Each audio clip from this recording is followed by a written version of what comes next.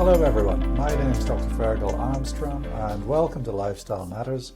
And as usual we have the good Dr. Savina with us. Hello Savina, how are you? Good, thank you, Fergal. And yourself? I'm very well. So how are we going to start off today's discussion? Well, I think probably the first thing we should probably talk is about how do we actually start exercising? Do we need to screen for anything before someone starts exercising? What would you tell your patients when they come in, Fergal?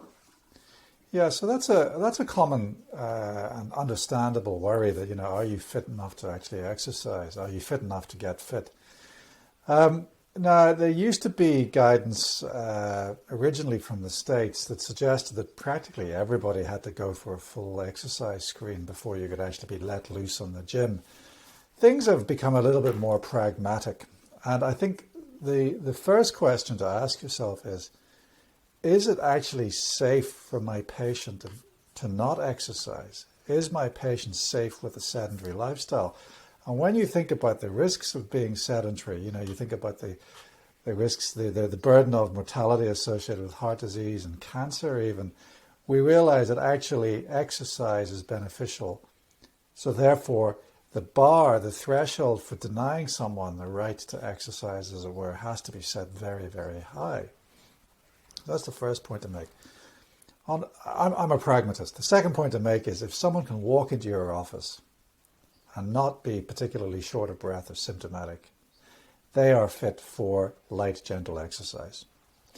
The next thing I think about is, do they have a past medical history of significant cardiac, renal, or metabolic disease, or do they have significant signs or symptoms that would be worrisome? That's point number one. The second point is, what's their current level of activity? And the third thing is, what's their planned level of activity?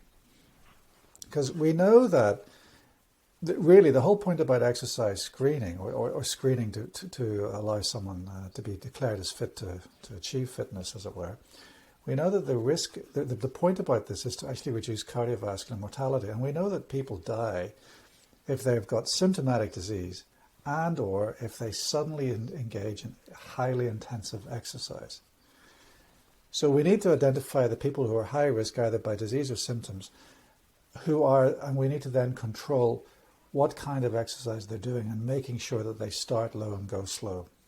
You can always start slow and go slow, and then if someone becomes symptomatic, then you can start reviewing what kind of investigations you might do.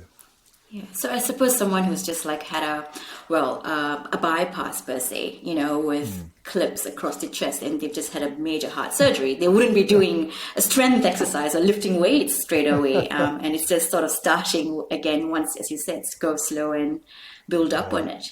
That's well, exactly. But the thing is, long gone are the days when people used to have major surgery and then lie in bed for weeks at a time. The key thing is to get people out of bed and being active. And as we've already discussed, activity is a form of exercise. Knee replacements, people have their knee replacements in the morning and then walk down to the cafe in the afternoon for a cup of coffee. That's how modern medicine has transformed the view of rest versus exercise. Exercise is good for you. Activity is good for you. We should be encouraging it as much as possible. But, in your situation of someone who's had their chest ripped open and had open heart surgery, well, they're not, they need to be engaged in rehab. So we're not talking necessarily about people who are still in the post-acute care or rehab situation. We're talking about patients who are general primary care patients that walk in off the streets. That's, I think, where my pragmatic approach comes in. If they're fit enough to walk in off the streets and they're not short of breath, they don't have any chest pain, they don't have any dizziness, then they're fit enough to do light, gentle exercise, which includes walking. Start low and go slow. Great tip, Fergal. Great tip. So I suppose if you wanted to talk about exercise itself, like there are a few stages of exercise, aren't there? In terms of durations of people going through, starting off, with the initial stage. There's 3 stages, isn't there? The initial stage, the improvement stage and the maintenance where they've achieved the level of fitness and they want to maintain it at that point. Did you want to take us through that, Fergal? Well, yeah, it goes back to start low and go slow. So as you say, there are three phases. The initial, let's get used to being an exercising person, let's get the habit formed. Then there's the improvement stage, and then there's the maintenance stage. So, you can't run a marathon by getting up tomorrow morning and running a marathon. You've got to start low and go slow. So I advise patients to undergo an initial kind of acclimatization to exercise phase of about 1 to 6 weeks. And then the second stage, I suggest, you go at your own pace, but it can be up to 8 to 12 weeks. And then when you get to the point where you're ready to maintain, that's the level that you take for the rest of your life. And that's what you should be achieving. You should be aiming to achieve that goal of being able to exercise for the rest of your life. So if we're looking at intensity in more detail, we can use various measures. So one measure that we can use now is heart rate reserve. So just to remind everyone, heart rate reserve is the maximal theoretical heart rate, which is 220 minus your age, minus your resting heart rate. So if someone who's 20 years old, if they theoretically have a maximum heart rate of 220 minus their age, which is 200. And then if they have a resting pulse of 60, then their heart rate reserve is 140. So 40% of that, I don't know what the maths are, but that's what you would start at if you were sedentary. So you would start at 40% of your heart rate reserve, above your resting heart rate, and you would do it for 15 minutes. And you would do that every day, 5 days a week for the first 6 weeks. And then you go into the increment phase. And I would recommend that every 6th training session, you increase your exercise intensity by about 5% of your heart rate reserve until you get to the desired heart rate reserve. And you're also trying to maintain the duration of training. So you're trying to maintain a duration of training of up to 30 minutes. Yeah. So you start off with increasing the duration first till you get to where you need to, so the 20 to 30 minutes, and then I guess you can then start increasing the intensity of your exercises. So duration is the run, and then the rise is the heart rate reserve. And you're not looking to do any more than 5% increments on your heart rate reserve in terms of the intensity. And then when you get to about anything between 40 to 85% of your heart rate reserve, that's when you are at your desired activity level, and that's when you go into the maintenance phase, and that's what you do for the rest of your life. And you really should be aiming to achieve what we call the 50th percentile for your age. So what do approximately half of the rest of the people in your age group do for their exercise, and what is their level of fitness? That's what you should be aiming for the rest of your life. And that's a gradual improvement from baseline to 50th percentile. Now, there are various other ways of measuring intensity of exercise. So we've talked about heart rate reserve. We can also talk about just purely in terms of percentage of maximal heart rate. So we know that, low intensity exercise involves less than 64% of your maximal heart rate. We know that moderate intensity exercise involves a percentage heart rate of between 64 and 76% of maximal heart rate. And therefore, high intensity exercise involves more than 76% of your maximal heart rate. And even another way of discussing intensity of exercise could be a metabolic equivalent of task. So, 1 MET is roughly equivalent to the oxygen consumption of 3.5 mils of oxygen per gram of tissue per minute. Per kilo and we of know tissue. that light, so basically it's a marker of how much oxygen you're consuming. And remember, aerobic fitness is dependent on one's ability to consume oxygen. So, a moderate amount of exercise would be walking moderately, which is the equivalent of 3 METs per hour. So what I'm trying to make the point of is that there are various ways of measuring the intensity of exercise. Heart rate reserve is just one way, percentage of maximal heart rate is another, and then metabolic equivalent of tasks is another. But if you forget everything else, just start low and go slow. But eventually some people can choose to engage in high intensity exercise when they're using, when their intensity is approaching 85% of their heart rate reserve. And that's your domain of expertise, isn't it, Savina? Tell us about Yes. your interpretation of high-intensity exercise. Okay. Now, before I go into that, I just wanted to make a point that, what you've just described is actually not very hard to follow. And what is so, I suppose, a little bit sad is when you actually look at the number of people or the statistics of people who actually engage in exercise as per guidelines, it's less than half of the population that actually engages with the current recommended guidelines. So, Oh, just for the sake of the viewers, what are those recommended guidelines? What should we be doing?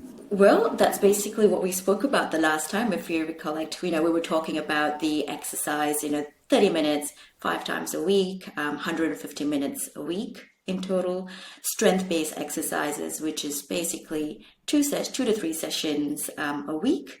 And the other aspect of it is the balance and stretching, which is about 10 minutes, 2 sessions a week. And those are the current recommendations for someone who's above the age of 18 to 65.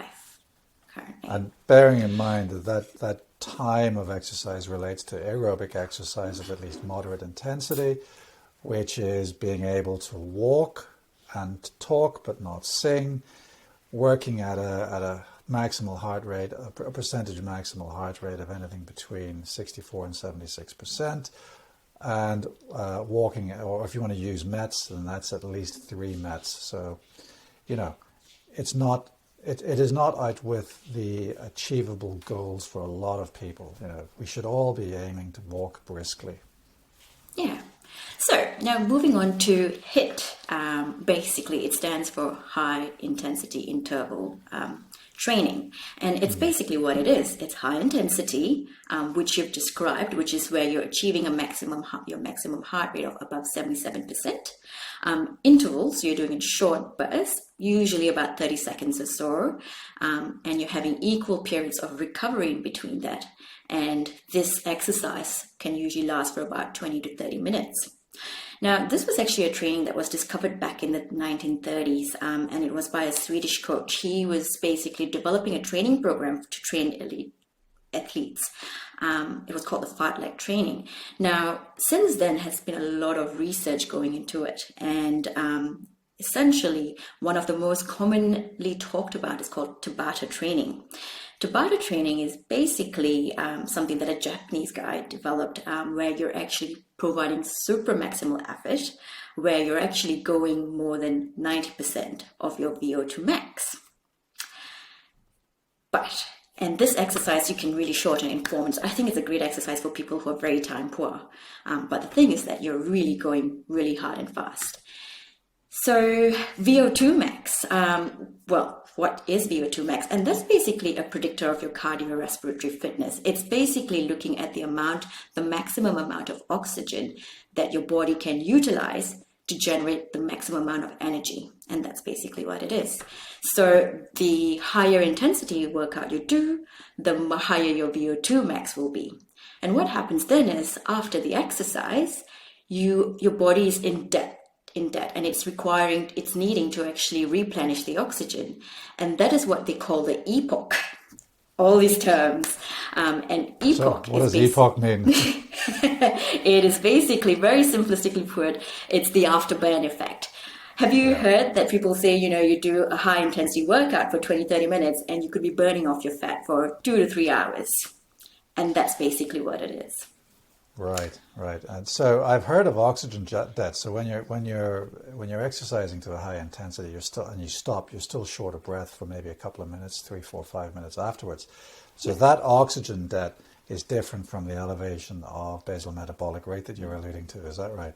Yeah, that's correct. That's very true. So just to clarify, right? So you're looking to get a high VO2, a percentage of maximum VO2 max 90%. So you're looking for high intensity exercise at 90% of predicted maximum heart rate, right? So you really are trying to exhaust yourself, right? How long is each burst? Well, each burst would usually last for less than 20 to 30 seconds. It shouldn't last for longer than that. Right. So 20 to 30 seconds of maximal effort, then followed by how much rest? About 10 seconds of rest, and then you repeat again. You rinse and repeat. 10 seconds of rest. So you're actually resting for less time than you're exercising. Yeah. Right. So 30 seconds on, 10 seconds off, 30 seconds on, 10 seconds off. And how many cycles of burst? 20 to 30 seconds. So that's what you'd be doing. And it just depends. It comes down to, your training level essentially. So 20 to 30 seconds of exercising at your highest, your VO2 max of 90%, resting for 10 seconds. And then you're repeating, and you're doing this, going rinse and repeat for 4 minutes, essentially. Right, for 4 minutes. So, yeah. Well, let's assume for the sake of my simple mathematics, so if you're exercising for 30 seconds and resting for 30 seconds, well, that's 4 cycles, yeah? Yeah. We're doing that. Okay. So theoretically, right? Yeah. So theoretically, you could exercise once for 4 minutes a day, yeah? Yeah. And you could then enjoy the benefits of having a higher metabolic rate for the next 2 to 3 hours. Is that what you're saying? That is what I'm saying, yes. So if you want to exercise for just 4 minutes a day, this is how you do it. That's what I'm hearing, yeah? That is what you're hearing. That's correct. Lots of, if you go to the gyms and things these days, they do high intensity exercises and things. They actually just put in a little bit of Tabata training. So that high intensity, that super maximal effort in. Yeah. So, for example, they might say, in 20 seconds, do as many burpees as you can, for example. And that's basically they incorporate Tabata training into HIIT training. So that's variations of HIIT training. There are different types of HIIT training, but bottom line, you can actually do whatever exercise. So it could be rowing, it could be cycling, it could be sprinting, and just sort of adapting this model. So it doesn't have to be, going to the gym per se. So, but when you go for an exercise class and it's called high intensity, that's a half-hour class. There's no way that you can sustain maximal effort for more than 4 cycles, throughout the period of a half an hour. So it can't actually be maximal heart rate training, or can it? No. So that's the thing. When you go for a high intensity class, it's basically, getting to that above 77% to that maximum heart rate. And then in that, they'll have a little short burst of doing Tabata training. So it's not the entire class, Yeah. But, otherwise, and that's I would have to resist the urge to drop dead if I had to do that. So why? Okay, so that's what it is, right? Basically, you can do anything. You could anything that makes you short of breath. And so the point to make is that old, vulnerable individuals with ischemic heart disease, they are not automatically excluded from this, because with the right screening and with the right approach, with the right go slow, start low and go slow, people can actually get there, because even a 100-year-old man can improve his heart rate, can improve his VO2 max, can improve his fitness, and can even just by walking up a hill, Definitely. You don't need expensive gym wear. You don't need expensive memberships to do this. You can engage at whatever level you're at. It's all about working out where you are and what your maximum heart rate is, and then doing that energy burst activity. But if you've got risk factors, then you do need screening for this particular kind of exercise. Yeah, and I just wanted to make a point there, like you talked about, it doesn't mean just because you've got heart, any medical problems, or if you're older, it doesn't mean you can't actually engage in these sort of exercises. Obviously with caveats there, because what they actually found there was, these are all little studies that are around surrounding HIIT training. And I found it really fascinating, because there was one little small study that showed that maybe it could even have sort of slow down aging over time, because it actually produces a lot of proteins in the mitochondria, which is basically our energy cell. There was another study that showed that remember we spoke about brain-derived neurotrophic factor, which is a protein that protects your nerve cells in your brain. That actually is also released a little bit more when you engage in these exercises. And they found that actually quite evident in people who are above 65 years old. And I mean, these are, there are small studies, but it's interesting to see how you can reap a lot of benefits potentially out of this. Yeah, so the evidence base is emerging, and it's looking like high intensity interval training, Tabata, these bursts of activity are useful in getting us fitter, improving our health, improving our mental health, improving our brain function, improving cognition. What about visceral fat loss? People want to lose weight. Do you have to slog it out for 3 hours, doing No, you don't. This is the right training for them. Is it? Oh, yeah, tell me more. Definitely. Tell me more. Well, they've actually found that it actually increases, and I think it comes down to that afterburn effect that I was also talking about. It actually increases your fat oxidation after exercise, and energy expenditure is actually increased. Well, while you're exercising, obviously, and also after exercise, and that actually is quite. And I think that's a really important message to bear in mind, right? So if I go jogging for an hour, right? I don't know how many calories I would burn in an hour of jogging. I don't know, maybe 200-300 calories, right? I then go and eat a cream bun. That's it. All that benefit's wiped out, right? But if I do 4 minutes of Tabata, really absolutely exhausting training, I can sit back and my basal metabolic rate is higher and is burning energy for 2, 3, 4, 5 hours after the exercise. Yeah. So even if I eat a cream bun afterwards, I'm still potentially raising my basal metabolic rate and burning that off. Yeah. Definitely. Now you say that the afterburn increases your basal metabolic rate for 2, 3, 4 hours. I've actually read from other sources that actually you can for some lucky people, they can actually elevate their basal metabolic rate for over 48 hours. I did read that. There is actually research, but I wasn't. Yeah, so it was. I think there were a few small studies that sort of talked about that. So it doesn't happen for everyone, but if you're lucky enough to respond in that way to HIIT, you can do HIIT 3 or 4 times a week and burn higher levels of calories when you're fast asleep in bed. You wouldn't want to do it every day, though. Yeah.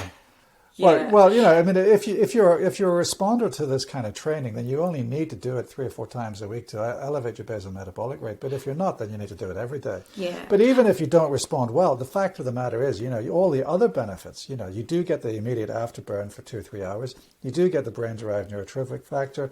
You do get the cognitive boost, the fitness boost. It should be included in our exercise routines. Yeah, I think it's important to also make a note that, you need to have that time off from HIIT training, because otherwise there's actually quite a high risk of injuries if you try to engage in it too often. So I wouldn't be wanting to do it more than 3 to 4 times a week. The other thing, I suppose, is also, it is hard work. And, you need to be quite motivated to do this. And I find that, engaging with friends or social support or doing Zoom classes, now that we're not able to go out and exercise as how we used to, are all actually ways you can help to just increase your motivation levels to actually continue engaging in exercise. But, it's such a time efficient exercise mode, and I think we should all try at some level to start engaging in these sort of exercises. And on that sweet note, Savina, we're going to have to wrap it up. Thank you for your time today, and we'll meet again soon. Thank you. Thank you, Fergal. See you next time. I'm Dr. Fergal Armstrong. That's it for today's episode. We'll see you next time.